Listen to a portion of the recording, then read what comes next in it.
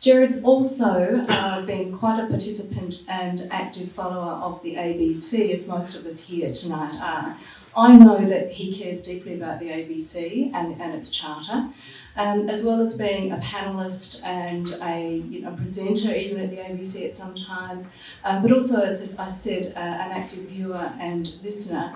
He's also a very well-known critic, and he doesn't, in his style, ever pull any punches, and I would expect that that's going to happen tonight. From my own point, I'm a former ABC journalist. I'm very proud that I had some very good training at the ABC, and I can see some of my former colleagues here and bosses in the audience. So I'll try and channel those great skills I had for being impartial and to stick to the facts, and I'll try and put that into practice as an MC, avoiding the perpendicular pronoun, as Helene Chung mentioned in her comments earlier, trying not to talk about I. But anyway, please make Gerard welcome. Well, many thanks, Jacquelynne, for that. So the topic for tonight's talk is the ABC in crisis. Initially, I should state that I'm not anti the Contemporary Australian Broadcasting Corporation, nor the Australian Broadcasting Commission. Quite the contrary.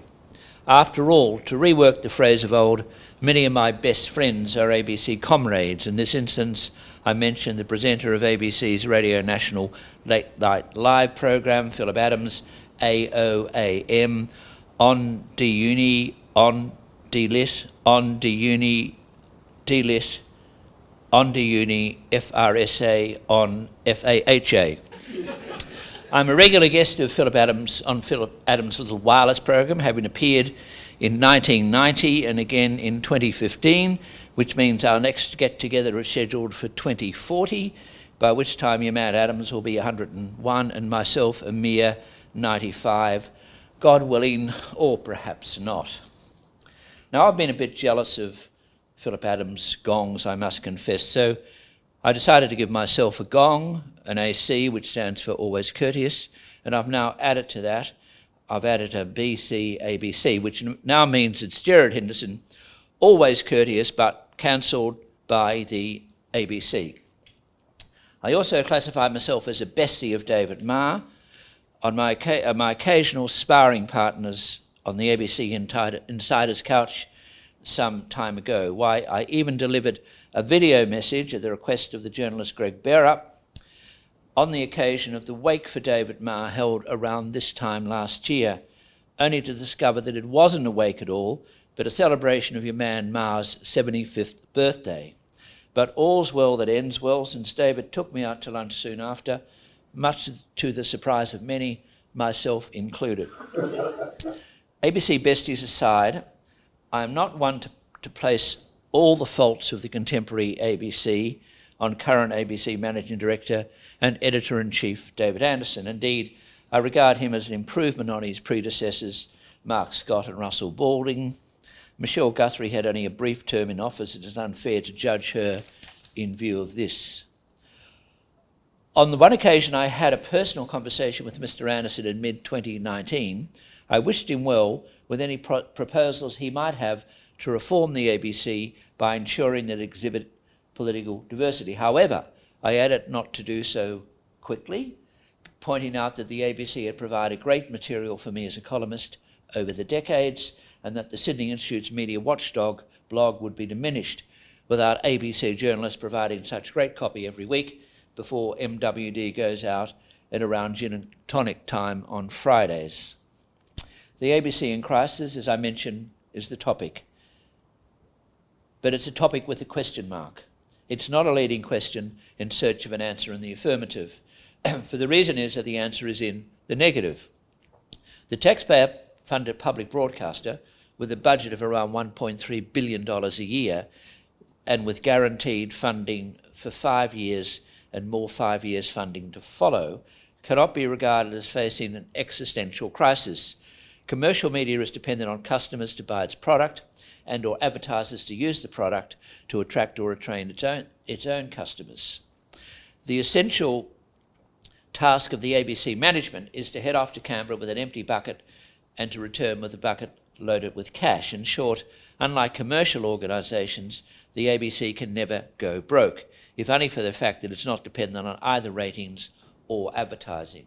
It's not that the ABC is advertising free, it's just that the ABC only advertises its own products. It's a put down to suggest that no cause is completely lost until someone or other joins it. However, the campaign to abolish or privatise the ABC is completely lost, without anyone having to join it. Indeed, this campaign is counterproductive, since to give members of the ABC fan club, including the ABC alumni, the Friends of the ABC, apparently under new management as ABC Friends, a cause to fight a defenceless enemy. The fact is that no Commonwealth government is going to defund or privatise the ABC. The Labor Party will never do it, nor would a Labor Greens administration. Likewise, the Liberal Party Nationals coalition will not do so. The ABC enjoys considerable support within the joint Liberal Nationals party room, not because the members and senators are happy with the contemporary ABC, but because the public broadcaster has a body of support in regional and rural Australia, where there are fewer media choices and less media coverage than in the capital cities. In rural Australia, the ABC is funded to be, and is, an essential service. In this regard, it is important to note that about 90% of the criticism, complaints about the ABC turns on its news and current affairs area, plus what is presented as comedy in many instances. There is little considered criticism of the ABC's coverage of the arts or sports program or music, or its various locally produced and imported entertainment programs, or even its local news. I understand there is a degree of resentment among some ABC staff in these areas that their good work is diminished by somewhat self-important sections of news and current affairs, but there is nothing they can do about it. There is no doubt that the ABC has a particular appeal to children. The Sydney Institute claims some praise for this since Media Watchdog commenced in 2009. Media Watchdog has carried inputs from two blue heelers, the late Nancy and the recently departed Jackie, who became perhaps the best-known canines of this breed in the world. At Media Watchdog, we believe that the ABC TV's highly successful Bluey series, aimed at children, which commenced in 2018, was inspired by Nancy and Jackie. But as befits the ABC, Bluey is a fake blue heeler, but one who fits in well with a public broadcaster which runs much fake news, including Sarah Ferguson's three-part Trump-Russia series, billed as the story of the century, which ran on Four Corners, and Louise Milligan's 30-minute report on 7:30 in 2016 about the late Cardinal George Pell, the thesis of which was demolished by unanimous judgment of the High Court of Australia, along with Tony Jones's fake claim about an alleged Catholic Croatian terrorist group operating in Australia in the 70s, despite the fact that Mr. Jones has not been able to name even one such terrorist, whilst denigrating the Croatian community in Australia. Needless to say, not one of this trio has attempted to correct their discredited work. While the ABC is not facing an existential crisis, it certainly has its problems. Just take the newspapers on the 10th to the 11th of June, for example. I've always regarded references to a 5-year plan with a lack of seriousness. The Soviet Union communist dictator Joseph Stalin introduced the first notable 5-year plan in an attempt to halt the economic disaster that was the Soviet Union in the early years after the 1917 Bolshevik Revolution, following the introduction of nationalisation and socialism. As a young man, I admired P.G. Woodhouse's novels and enjoyed his character Bertie Wooster and his dismissal of Britain's socialists as 5-year planners. So it has come to pass with some amusement to read James Madden's report in the Weekend Australian on the 10th of June that ABC Managing Director and Editor-in-Chief David Anderson has announced a 5-year plan aimed at adopting a digital-first approach in a bid to engage a younger audience. Details of that will be released soon, I understand.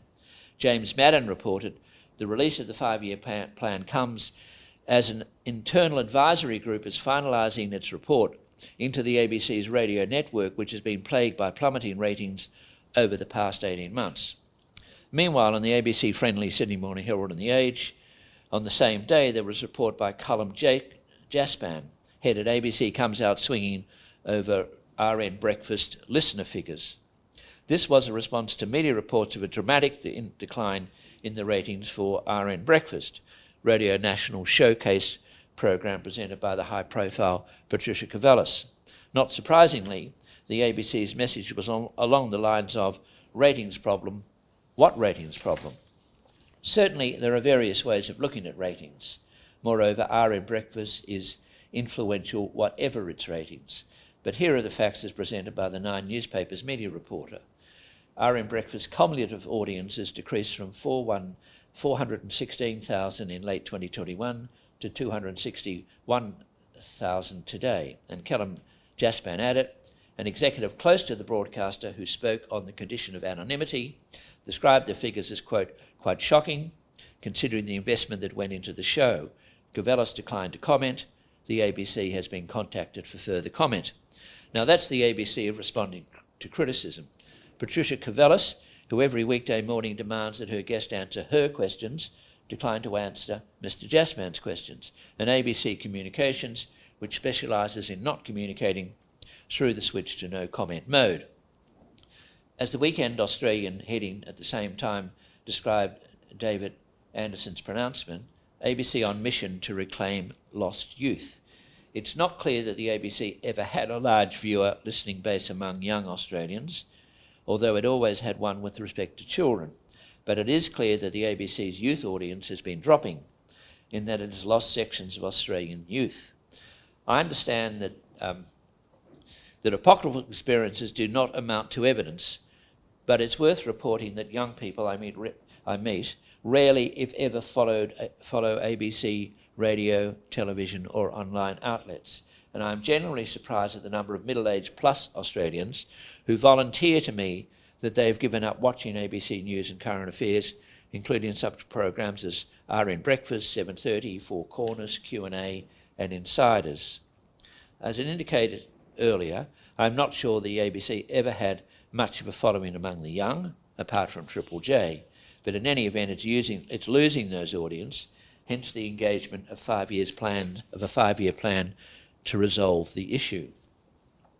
And then there are the middle-aged and older Australians, and here I speculate about declining ratings of the likes of RN Breakfast, Q&A, among other programs. It is my contention that the ABC is a conservative free zone, without one presenter, producer or editor for any of its prominent television, radio or online outlets. This has been denied by sections of ABC management, along with some leading ABC personalities, but no one has been able to name one such conservative person. From time to time, the name Tom Switzer is rolled out as evidence that the ABC has a conservative on board. Mr. Switzer presents Radio National's Between the Lines once a week at 5 p.m. on a Saturday, with repeats at 1 a.m. and 2 a.m. the following Monday and Tuesday, respectively. And by the way, I listen to the first half hour of Between the Lines at 1 a.m. on Monday, and the second half at 1:30 a.m. on Tuesday. Now, this is Between the Lines is hardly a prominent ABC program, as Switzer himself has acknowledged in an article he co-wrote with Janet Albrechtsen in The Australian on the 24th of May.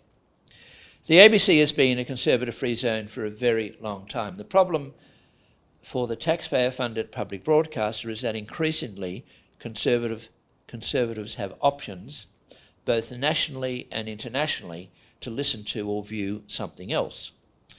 Some ABC presenters, most notably Paul Barry on the ABC TV Media Watch program, are wont to sneer at Sky News, especially to what they refer to as Sky News After Dark.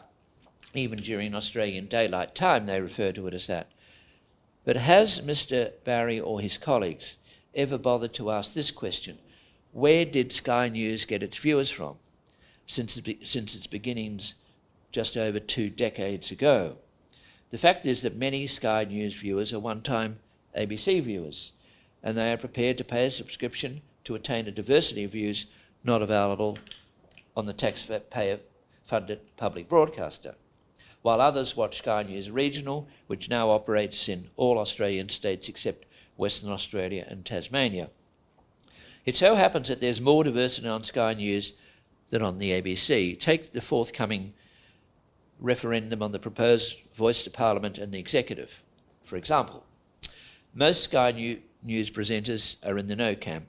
That's true, but not prominent presenter Chris Kenny and not prominent regular contributor Joe Hildebrand, who are strong advocates of yes. I'm not aware of one prominent ABC presenter or prominent regular contributor who advocates a no vote, despite the fact that the opinion polls suggest that Australians are divided on the issue. Conservatives critics of the ABC maintain that there should be some prominent presenters or contributors on the public broadcaster and call for an end to panels like those on Q&A and The Drum, which are stacked frequently with leftist or left-of-centre types. I'm in that camp. Whereas leftist critics of the ABC want the cancellation of all conservative voices on the ABC with whom they disagree. So conservatives favour diversity, while green left types advocate censorship. I was an occasional, for around 6 or 7 times a year, panellist on ABC Insiders between 2002 and 2019 before resigning when the executive producer refused to confirm any appearances throughout the whole of the year of 2020.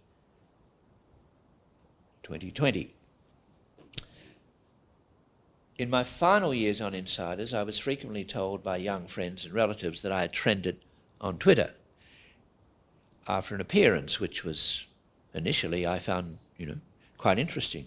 But I quickly learned that this was not due to supporters or admirers, because the Twitter references came from the baying mob of lefters complaining that people like me have no right to be heard or seen on the ABC. This was not my only surprise.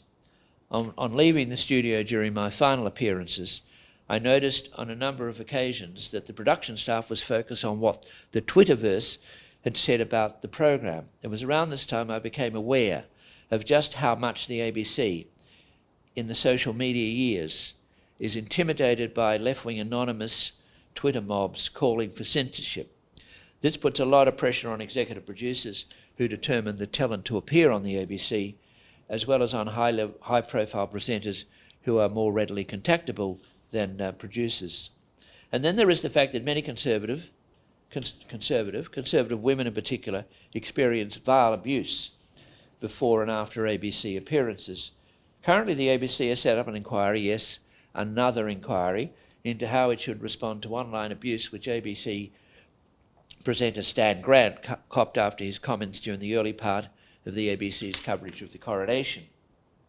Yet in Senate estimates on the 22nd of May this year, David Anderson failed to respond to the statement by coalition frontbencher Senator Sarah Henderson that she had asked him on 2 occasions to remove abuse directed at her on the ABC websites when it advertised that she was to appear on Q&A. But no action was taken, and Mr. Anderson didn't address the issue at Senate estimates.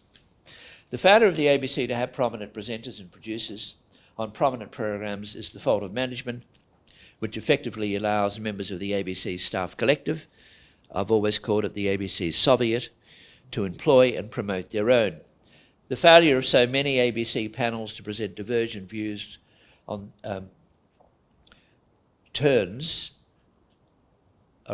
failure of so many ABC panels to present divergent views turns on the unwillingness of ABC producers and to a lesser extent presenters to invite conservatives onto their programs, many of whom have been cancelled by the ABC. And then there is the fact that, having had bad experiences in the past due to unbalanced panels and unprofessional presenters, along with frequently baying leftist live audiences, some conservatives will no longer accept invitations to appear on programs where they are to be sneered at by panellists and mocked by a predominantly green left audience.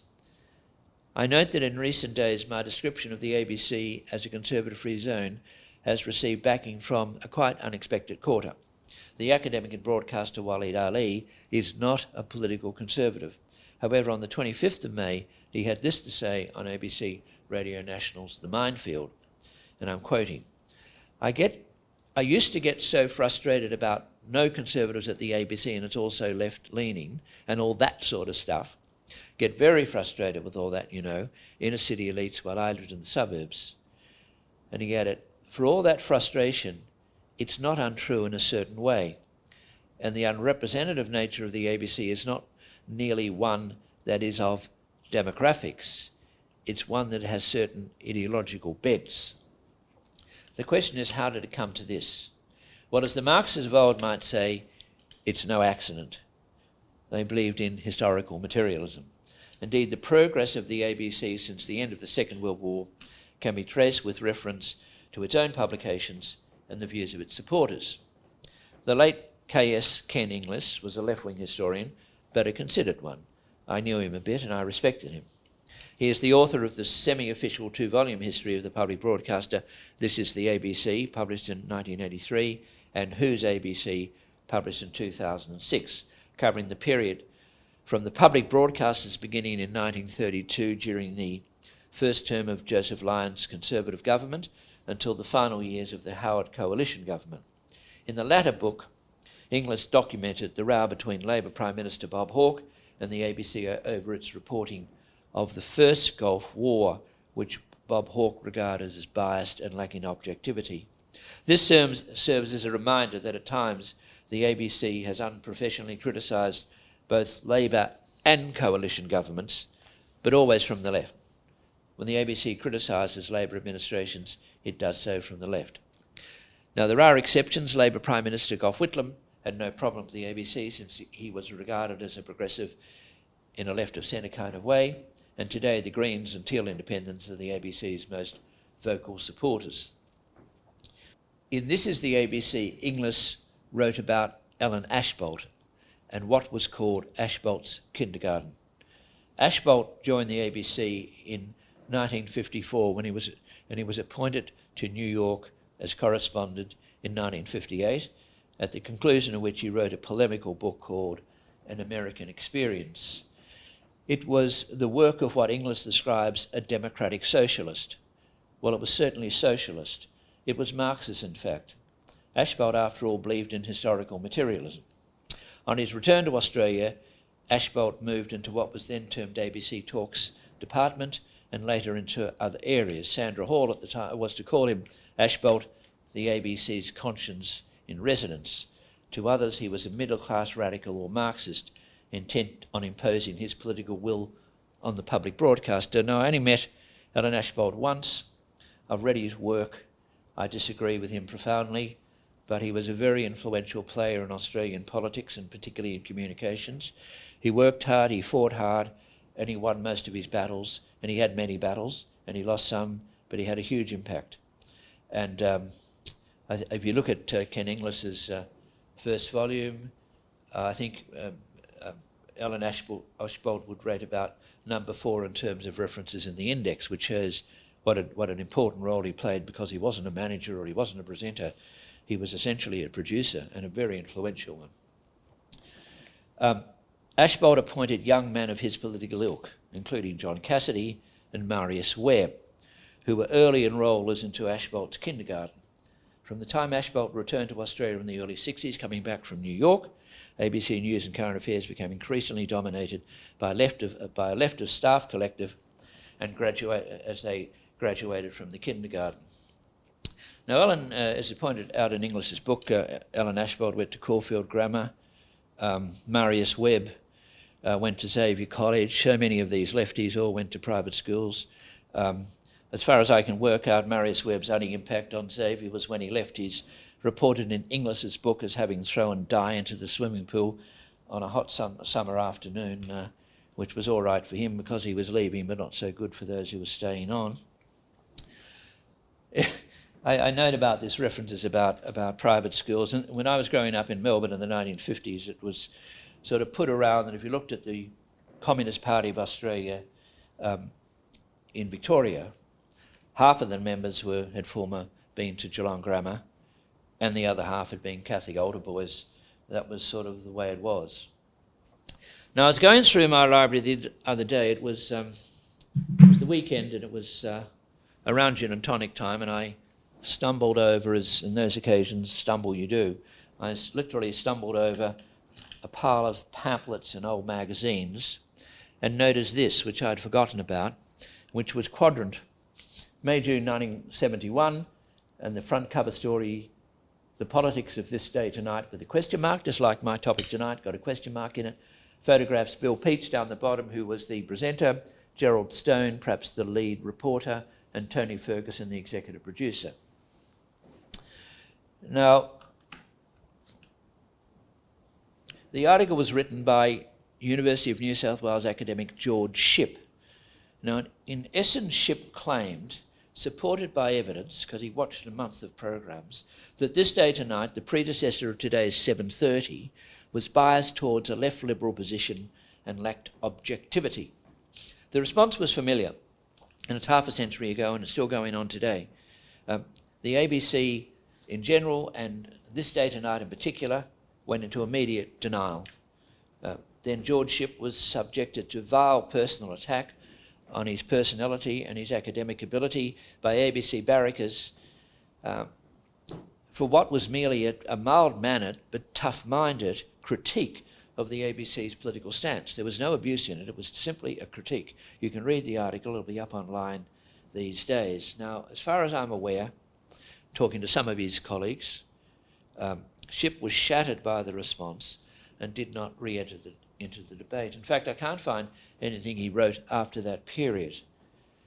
Now, he was a mild-mannered academic who just got pounced on.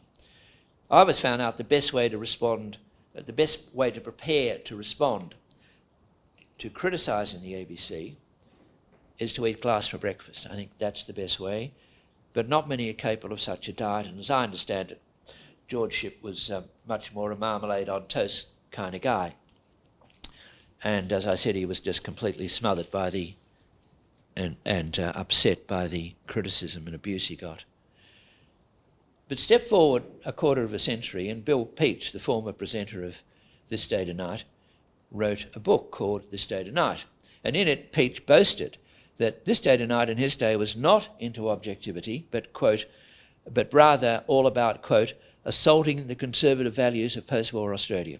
So Peach, he said that This Day Tonight was all about assaulting the conservative values of post-war Australia, but Shipp had said the same thing.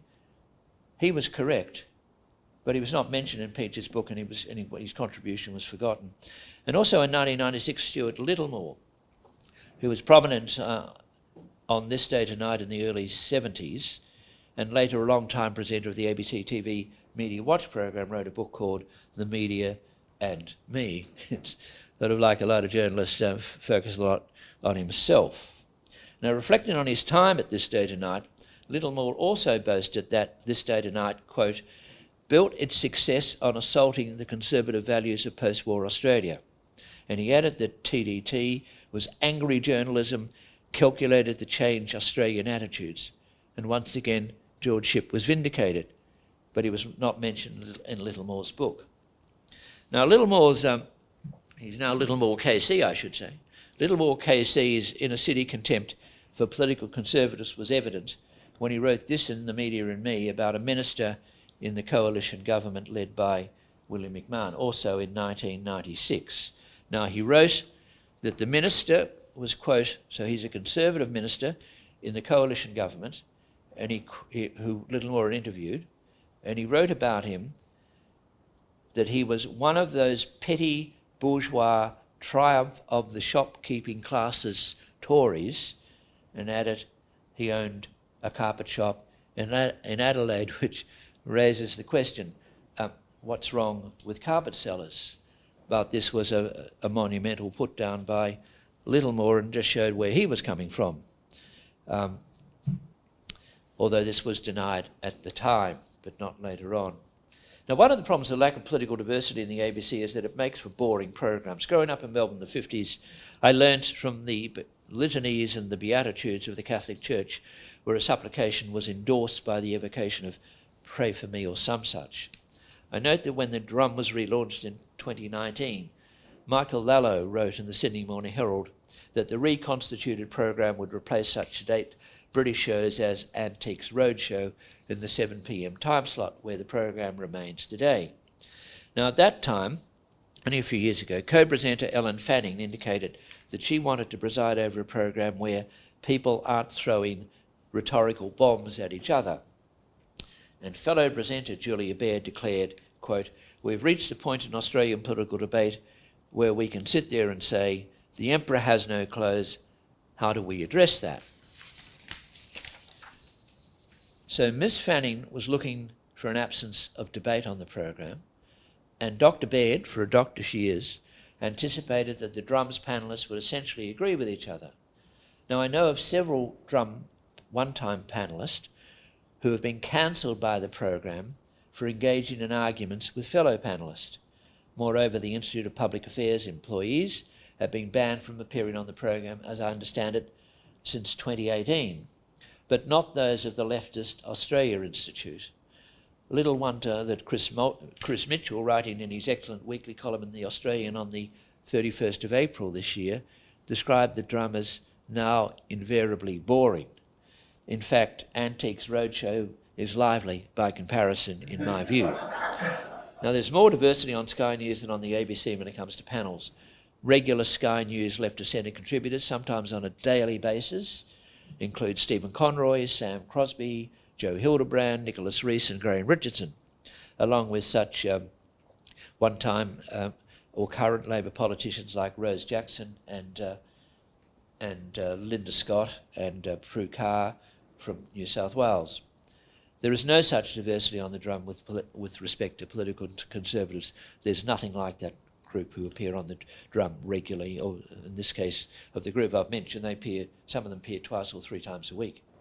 The ABC's declining ratings across so many news and current affairs programs can partly be explained by the boredom factor. It's not only conservatives who are turned off by ABC preaching, as if it was the Catholic or Anglican or Presbyterian church of a century ago. Even many are progressive. They used to be called left-wing.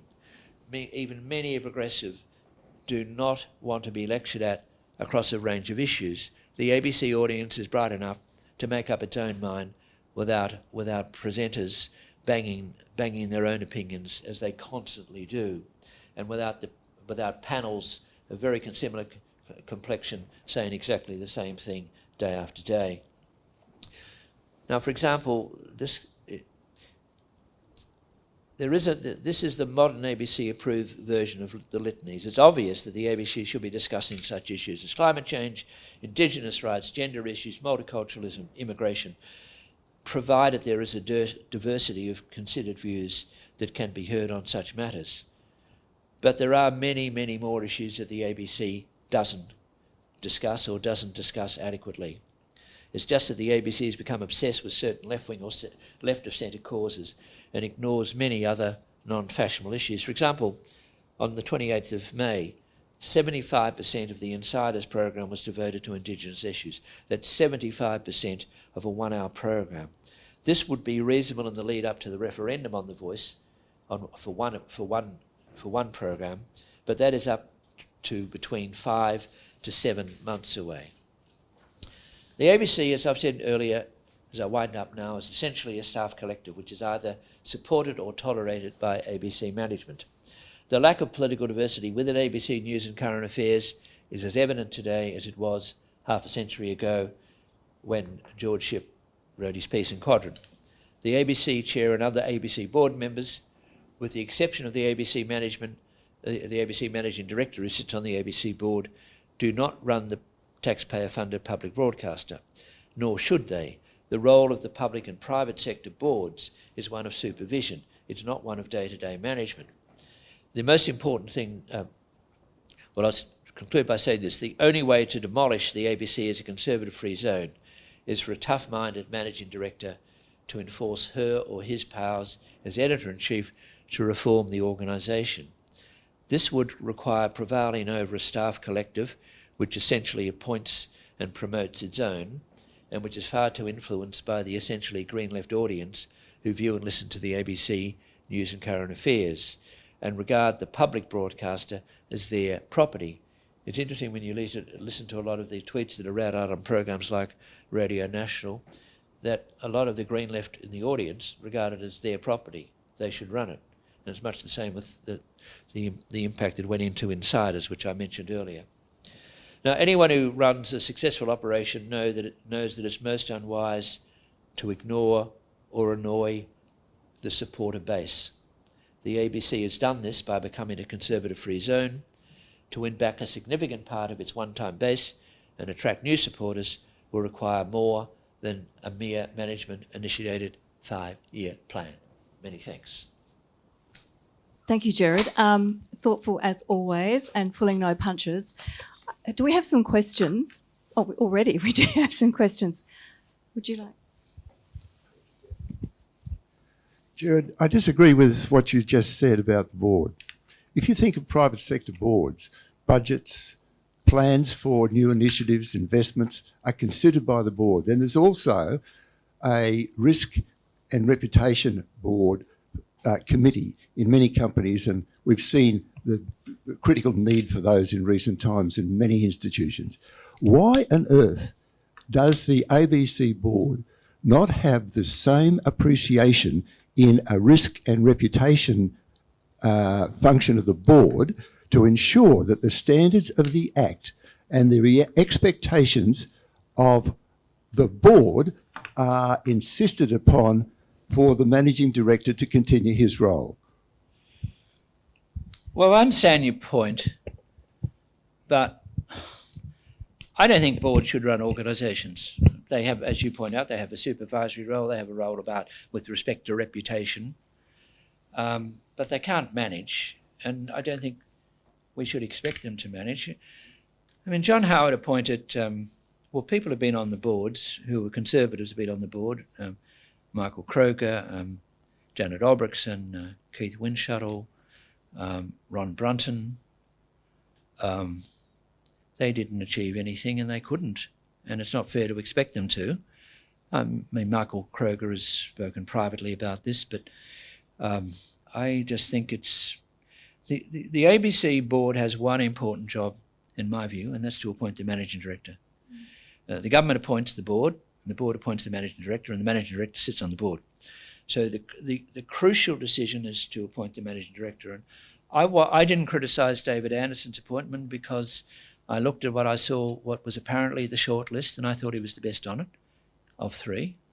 And I think there's some, under the current ABC, and this is, the board's had some role in this, I think the appointment of a sort of independent ombudsman is a good decision, has had some positive effect, and that's happened under this present ABC management. So I'm not particularly critical of the present ABC with respect to any previous ABC, but I just don't think that a board which meets 11 times a year, or probably for one day a month, they can't run the place. And it's up to the managing director to make sure that there is diversity within the organisation. Now, this hasn't happened under David Anderson, but it hasn't happened under anyone. And Mark Scott rang me up before he became managing director of the ABC and said he wanted to give a speech at the Sydney Institute. And I said, great. And he gave a speech. It was the first speech he gave as managing director. He asked me to do it. I was happy to have it. We had a dinner with him after. He made it very clear at the public talk that he was going to do reform. And he wilted because of the culture. And everyone I know there has wilted because of the culture, because it's very difficult. Look, if you're the managing director and you've got to take on, people like Laura Tingle and Patricia Cavellis and Tony Jones and Sarah Ferguson and Louise Milligan, it's not an easy job. And you've really got to have someone who wants to do it. And the easiest way is not to do much about it. But I think David Anderson has done more than his predecessors. And I'm certainly not advocating that his term not be extended, because unless I could see someone who was better,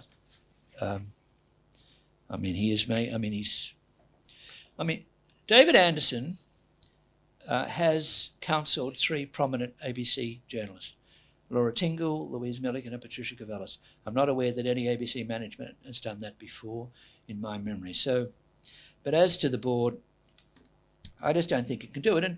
And of course, the board's dealing with a lot of other, as you will know from your own experience in business, dealing with a lot of other stuff. And I sort of was very happy when Laura Tingle narrowly won the position of ABC board rep. I mean, it's worth $60,000. We're not sure it's worth anything more than that, but because I'm just hoping she'll be put on the audit committee. All they do is look at figures all day. I mean, it's like watching the drum.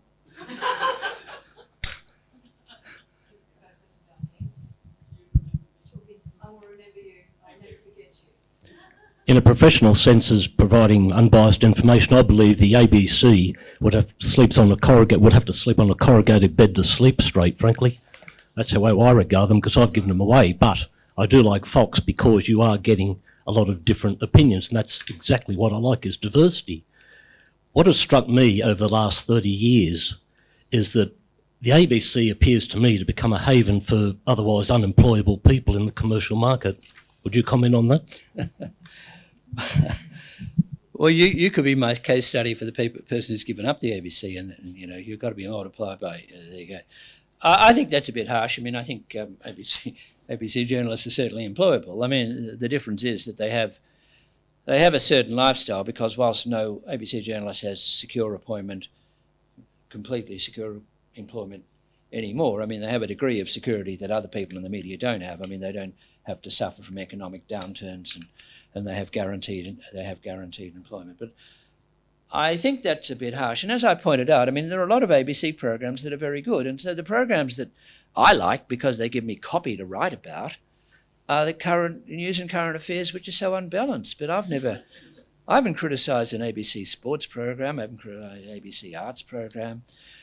I mean, I do notice that I was a bit suspicious when the gardening program commenced with that guy from Tasmania. I did find it odd, Peter Cundall, who, when I worked for Kevin Newman in Launceston when he was a minister in the Fraser government, was often outside our windows on a Saturday morning marching up and down the streets of Launceston, protesting against uranium mining, along with Bob Brown. But what I was suspicious when Comrade Cundall ended up as the ABC gardening expert was that I just wondered, I mean, did the ABC, in order to get a gardening expert, did they have to employ a former member of the Communist Party who stood for the Communist Party in the 1961 election in Australia, in Tasmania, when Comrade Leonid Brezhnev was murdering people in the Soviet Union? I mean, wasn't there a Trotskyite they could have got? I mean, did they have to get a Stalinist? I mean, they're all in Melbourne.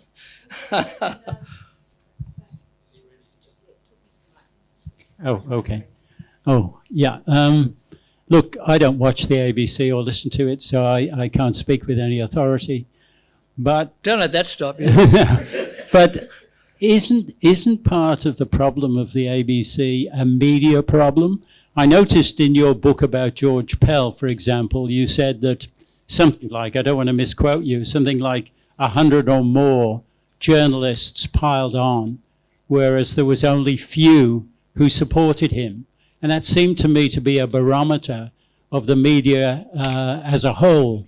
And it's obviously easy to be as biased and partisan as the ABC if you're in the middle of a whole media dross. And so I'd just like you to comment on that. To what extent is the ABC reflective of the media as a whole? I mean, I think that's broadly true, but the ABC does have a special status in Australia. I mean, it's a very important organisation, and I think it deserves attention for that reason. It is true, in my book I listed 120 media people, about 40 of which are in the ABC who engaged in the George Pell pile-on, and nearly 2 years after my book came out, or 18 months after the book came out, not one Australian journalist, not one, I don't exaggerate, not one, has come back and contested anything I wrote in there, not one. But all of them have gone into denial and refused to comment. I'll just give you a brief reason. I wrote a book, George Pell, The Media Pile-on and Collective Guilt. Frank Brennan wrote a book, Observation on the Pell Proceedings. Keith Windschalter wrote a book, The Persecution of George Pell.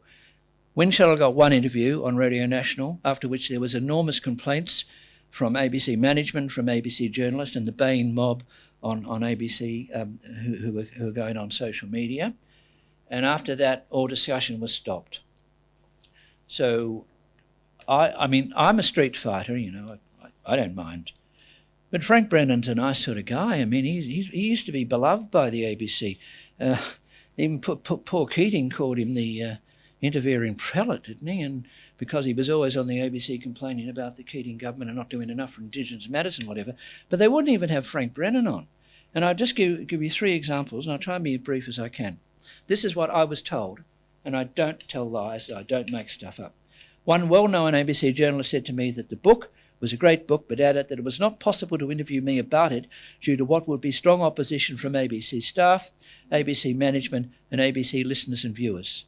Another well-known ABC journalist told me that the unwillingness of the ABC to discuss books on the Pearl case by Frank Brennan and myself was of concern, but added the situation was tricky. It was not clear to me why a discussion on a considered and documentary books on the Pell case after the High Court's unanimous decision should be tricky. And a third well-known ABC presenter said that it was not clear how a discussion on my book could be fitted into a radio program. And when I asked the presenter whether this applied to the 2 ABC television channels as well as some 60 ABC radio stations, he did not reply. So that gives you that.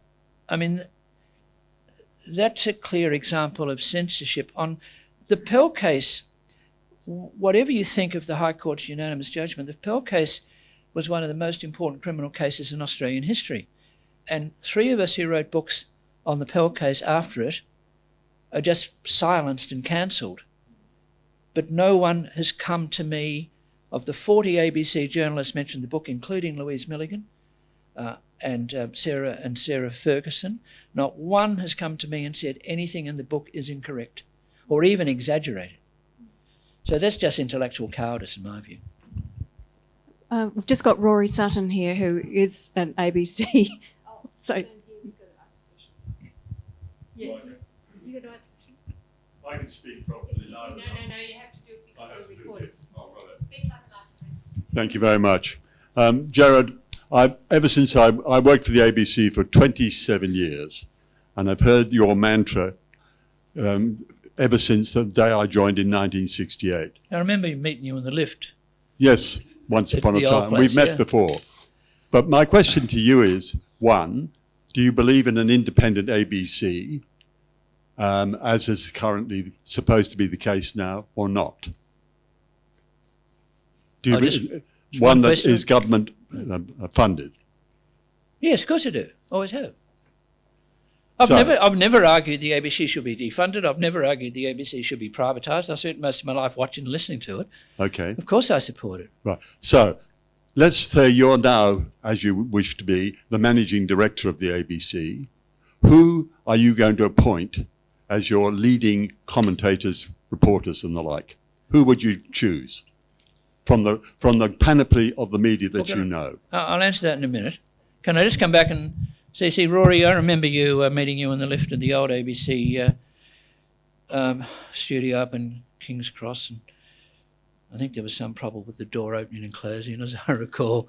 And I think you're a bit angry with me. But, I mean, the point I make to you, Rory, is you're here arguing with me.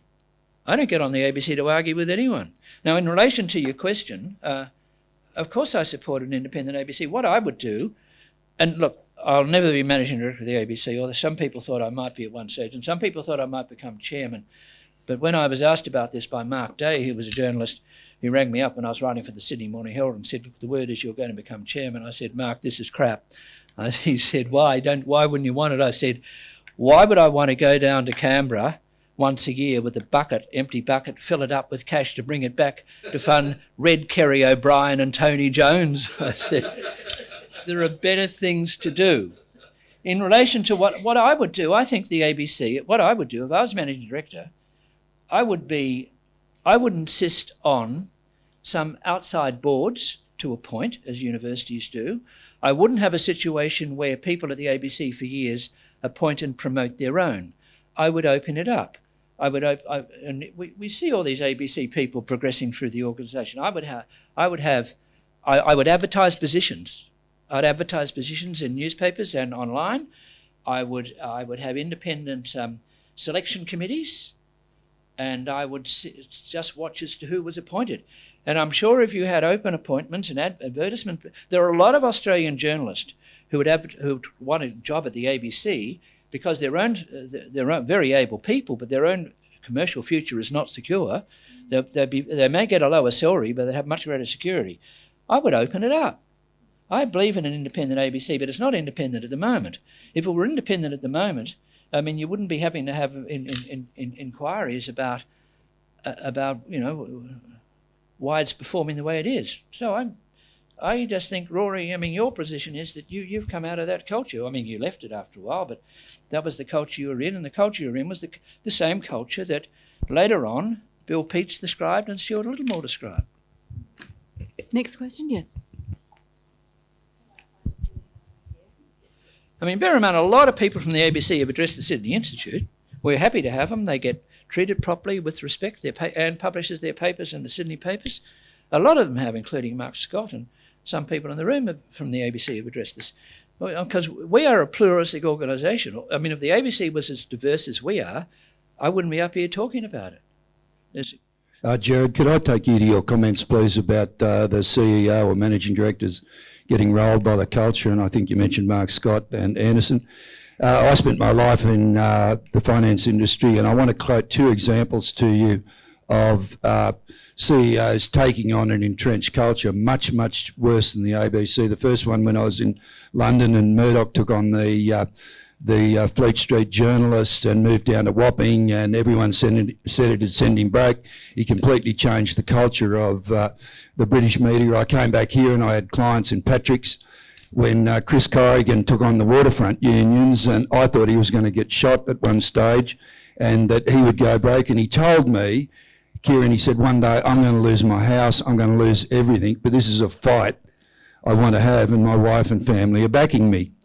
So if they can do that, why can't a managing director be appointed that's prepared to... you need to turn the ABC upside down, like Corrigan did at the waterfront. Why can't someone do that? Well, it's hard to find the person who could do it. And, I mean, it's one thing to be doing these things in a commercial organisation, I think, where there are financial issues involved, and another thing in a public broadcaster where there are not really financial matters involved. I mean, it's not, no one's going to lose money over the ABC. So look, I don't think it's that easy. I'm not... look, I think it would be a terribly difficult task. There was with Jonathan Shire, this attempt was made some years ago. I never thought that was a smart idea. I knew Jonathan Shire briefly when we both worked together in the Fraser government in Canberra. He'd gone overseas for 18 years or thereabouts. He came back to Australia. He didn't really know much about the organisation, and he was put in a position of managing an organisation, and I just happened to know that he didn't know who these people were. He made that very clear. It didn't end well, but I mean, there was an attempt there, but all I'm saying is not an easy. So I'm not saying anything I'm saying tonight is easy. All I'm saying is that the problem's been there for 50 years, and by and large the ABC hasn't had to handle it because they haven't had a problem where people have walked away. And now people are walking away, and the issue's currently being addressed to some extent, and I hope it works well, but I wouldn't want to say it was easy. Gerard, one of the core problems I've seen over the ABC over the last 20 years is the inability for journalists to differentiate fact from opinion. And constantly you see news items being presented which are very heavily biased to reflect the opinion of the person who's presenting it, and also the person who's interviewing taking an extremely aggressive approach to more right-wing or Liberal Party interviewees compared to Labor Party. So the question I ask is, who's ultimately responsible to be able to maintain that firewall between opinion and fact? And second question, has IDA made a difference? Well, in answer to the first question, the managing director is responsible and is also editor-in-chief. Now, if I make a mistake in my column in the Australian, I wrote for 22 years for the Sydney Morning Herald, and I've written for about 15 years for the Australian and 2 Burst. I mean, the matter can be taken up with the editor-in-chief. It can be resolved by tomorrow morning's newspapers or tonight's online newspapers. The ABC, the editor-in-chief doesn't accept that responsibility, and you are right. There is too much blurring of opinion and news, and I think a lot of that started under Mark Scott, where I think for the first time ABC, correct me if I'm wrong, but I think for the first time ABC presenters and journalists were encouraged to go on social media, which was then developing, and state their views.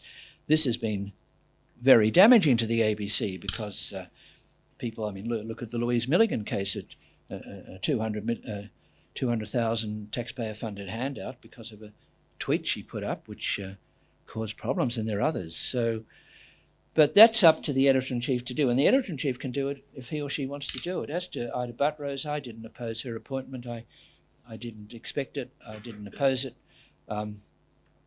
All I say is the ABC, I mean,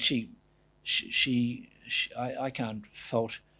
I mean, look, she's basically done what other chairmen have done, and she reads speeches about praising the ABC written by ABC staff.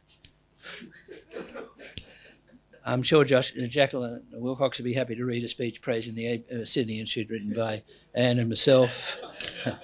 But look, to be fair to Ida Buttrose, she has stood up on a couple of occasions, like the ghost train issue where the ABC got that Luna Park stuff wrong. I mean, it was essentially an allegation that the Labor Premier of New South Wales, the late Neville Wran, was somehow involved in murder. I mean, it was a shocking allegation to make. It was, those of us who know the story about this, I mean, it was completely untrue. Milton Cockburn took it up. He's spoken here at the Sydney Institute, and Ida Buttrose moved quickly there. I have no particular criticism to make of Ida Buttrose, but all I will say is, I mean, the chair of the ABC doesn't run the ABC and can't be expected to, but she's been okay.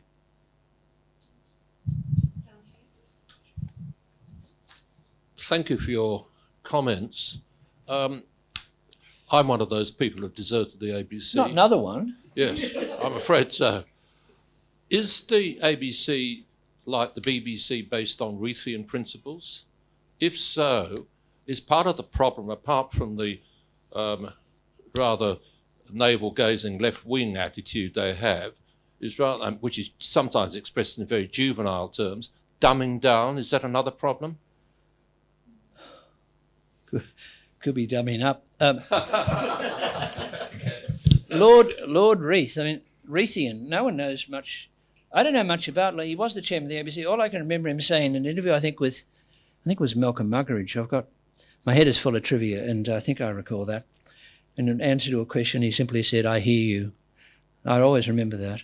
Apart from that, I don't know much about Reith, but all I would say is the BBC's had its problems too. The difference with the BBC, it's had more internal critics who've come out and written books in recent years about it, and there's much more content. And Andrew Neil, who used to be on the BBC, I mean, he made it emphatically clear when he was out here recently as the chairman of The Spectator the previous time, about 5 years ago, that when he was on the ABC, he never expressed an opinion. Now, he was Scottish.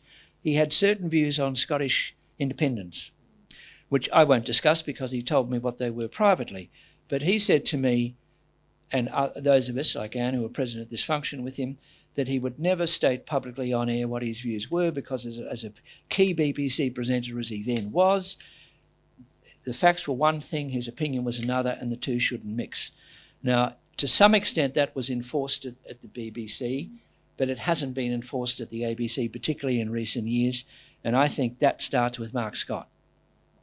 So I'm not blaming the current management for that, but if you encourage people to go on, you encourage them to go on social media, and some of them like Philip Adams and Laura Tingle and Louise Milligan and some others, I mean, say very strong things, their opinions, and then they can't suddenly sort of front around and say, well, I'm an unbiased journalist intent on objectivity, even if they might intend to be. It's not really credible. So I think the BBC's got many of the problems the ABC got, but I think it's a bit better in that regard. We've got about 5 minutes left. Are there any more questions? Right up. No, it's down the back end. Well, there are two. Yeah. Oh, I see.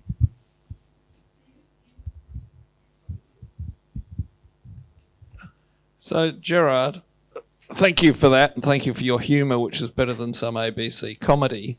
Are you insulting me?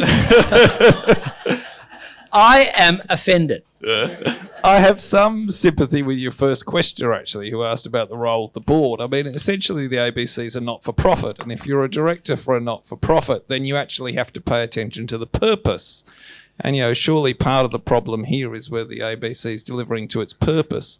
But putting aside all of the difficulties that you've documented for a managing director or indeed a board, to what degree do you think the ratings have got to sink to the point where board and managing director are forced to do something about it? Well, to use a Reithian term, I hear you. I understand your point about the board, and Richard made it too, and I understand that point, and there's validity in that point. I don't quite agree with it, but look, it's a good argument. It's an important argument. The second question was, well, I think this is beginning to happen because for the first time the ABC is looking at its declining ratings, and they're across a lot of programs. And whilst it doesn't need ratings, it's hard to keep on going to government and asking for more and more money if you're having fewer and fewer viewers. And I think this is the first time that it's actually been addressed. And I welcome the fact that whilst the ABC is in a certain denial about this, not everyone is, and that matters are being looked at. But as to whether that leads to any resolution, I don't know. Because, I mean, just in this room tonight, the 4 people who spoke up on this, I mean, I'm with them in the sense that I was once a very strong ABC viewer, except that I still am, and 4 have walked away. Now, this is happening. People come up to me constantly, and you read it and hear it, that people of a certain age have walked away, and they've been, and middle-aged people and people into their 40s, and then the youth they're not getting. So that's got to cause a problem. Now, I'm pleased it's been looked at, and I'm not sure what the result's going to be, but it indicates that what a lot of us had predicted has come true, that if you piss off your audience, they walk away. We've got a question up the back there. So I haven't walked away from the ABC because, quite simply, the ABC does things in the media which no other media outlet in the country does, but at the same time, it's sold out its charter obligations, lock, stock and barrel. I mean, who could forget a news report where one politician was described as the most destructive in Australian history? Just opinion masquerading, not even that, at news. But really, the notion that a managing director is going to come on board and somehow change it is just laughable because it's so entrenched. You see people recruited from outside who are considered to be balanced journalists who come to the ABC, like David Spears, and they take on the prevailing culture, lock, stock and barrel. So really the question is, realistically, what is to be done, as someone famous might once have written? Well, I mean, I agree with your position. I haven't given away the ABC, but we watch a lot of the ABC at home, and I would like it to succeed. But, I mean, you're right, there is a prevailing culture, and it's very... I mean, I happen to know from my own experience over many decades, it's very hard to stand against the prevailing culture. I'll give you one example. Noel Debien, ABC guy of many years standing, nice person, not a hardline person, but he wrote after George Pell was acquitted, and on that bench of George Pell was Virginia Bell, a very fine jurist, who had been, I think, the first presenter of Late Night Live when she wasn't a pole dancer, because she interviewed me a long time ago on Late Night Live, and I remember the interview very well. Now, Virginia Bell people look at the hearings. Virginia Bell was devastating in leading the court on the Pell case. Now, Noel Debien said, and it's rather a sad commentary, and he doesn't exaggerate, he's a very quiet man. He said that he felt that Pell was not guilty beyond reasonable doubt. I mean, the High Court went up beyond that. But Noel Debien said he felt that Pell was not guilty beyond reasonable doubt, but he couldn't say it in the ABC, even privately. There's not a question of saying it there's not a question of saying it on a radio program or a television program or on the ABC Online. Noel Debien said, and it's quoted in my book, what he wrote, Noel Debien said that he couldn't even utter that word within the public broadcaster. That's the prevailing culture. That affects the likes of David Spears and others. And I can understand why. It's not easy to stand against the public prevailing culture. Unless you really like that sort of thing, and it can be fun at times, but it's an unusual person who wants to do that. So that's why I think the lead's got to come from the top down. But the first thing to do is open it up. I mean, we don't know why any of these people got promoted. I mean, why not advertise positions? There are heaps of able journalists in the country who would be willing to apply for these positions, and who knows, they might be the best people. I don't know. But we don't know how anyone gets promoted in the ABC or why they get promoted. But we do know that they all do tend to promote them their own. So, but I agree with you. The ABC has got some very important programs, and I don't want it to disappear for a number of reasons. Well, on that cheery note, I think we've come to the hour and we are going to have to wind up. So thank you so much for coming out on this chilly night. Thank you to all of our friends on Zoom. Thank you very much, Gerard. Always thought-provoking. And thank you for your very fine questions. And can we please thank Gerard in the usual way? Thanks for coming, folks.